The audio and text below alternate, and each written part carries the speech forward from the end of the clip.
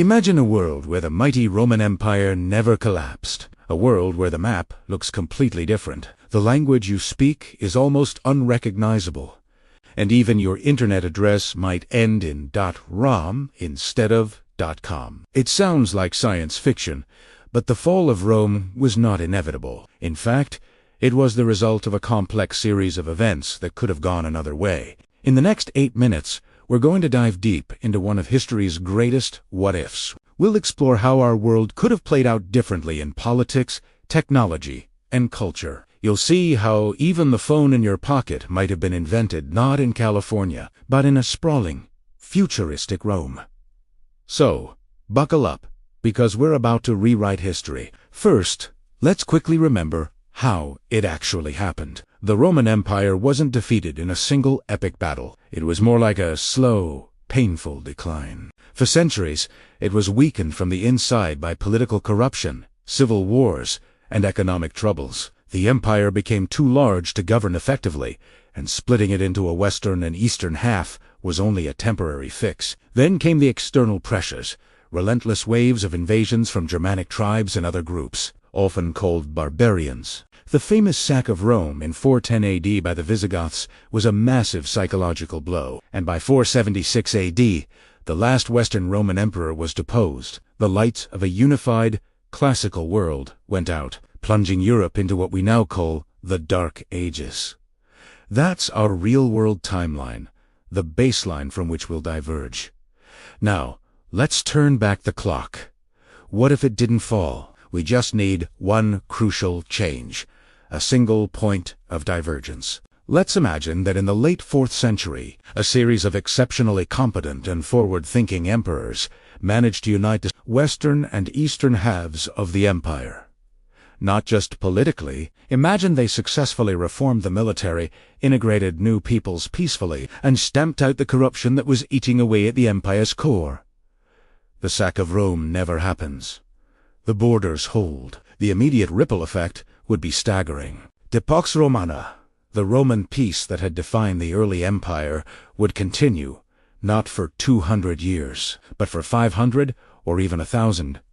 With stability comes prosperity. Trade routes would remain open and secure, from Britain to the edges of Persia. Most importantly, Latin wouldn't fracture into the Romance languages we know today, like Spanish, French, and Italian. Instead, a standardized, evolving form of Latin would become the undisputed global language of government, commerce, and learning.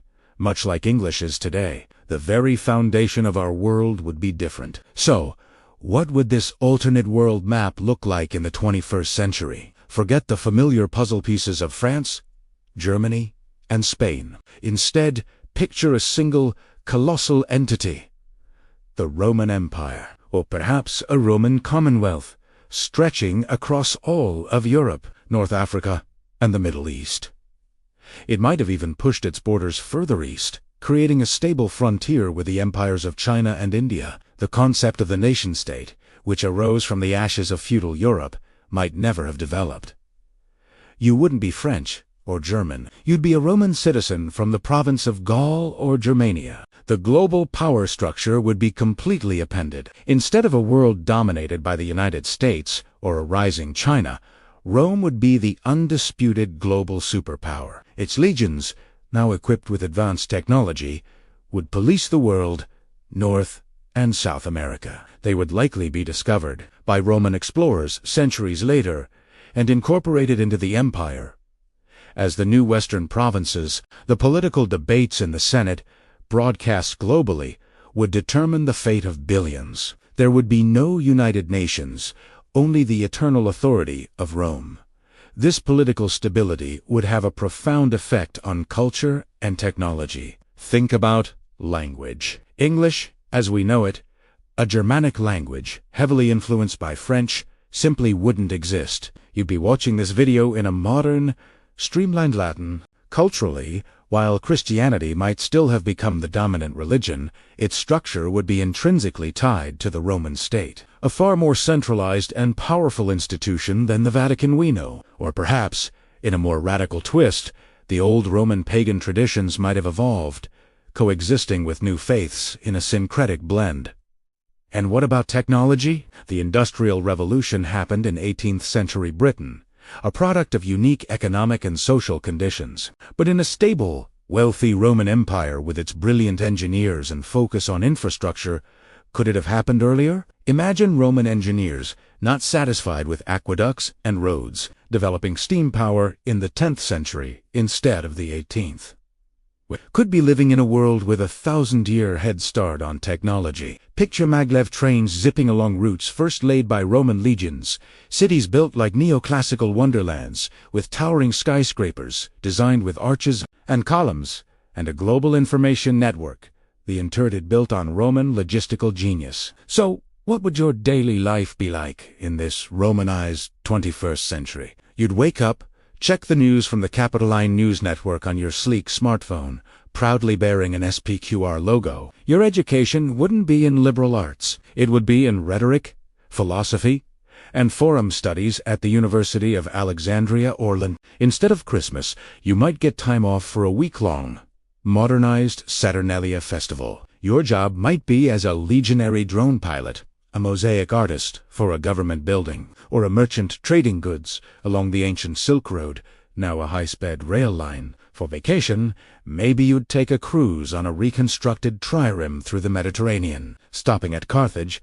now a bustling, futuristic resort city. Your identity, your values, your entire perception of the world would be shaped not by the nation you were born in, but by your status as a citizen of the greatest, most enduring empire in history. Thinking about this alternate reality does something fascinating. It makes you realize just how much the fall of Rome shaped our actual world. The rise of feudalism, the Renaissance, the age of exploration, the scientific revolution, the very idea of a miracle of it is a direct or indirect consequence of Rome's collapse. Our world isn't the default. It's the result of countless historical accidents and contingencies. The fall of an ancient empire over 1,500 years ago set in motion the chain of events that led to you, sitting here, watching this video, on this device, in the world, you know. History is a river with infinite branching paths, and by exploring what might have been,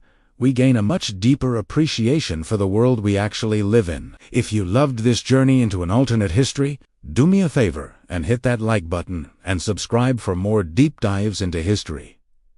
Great as well, and I want to know what you think. If you could explore an empire that never fell, which one would it be? The Mongols? The Aztecs? The Ottomans? Let me know in the comments below. Thanks for watching. Next week, we're heading to the Americas to ask, what if the Aztecs had defeated the Spanish? You won't want to miss it. Share this with a friend who loves history, and until next time, stay curious.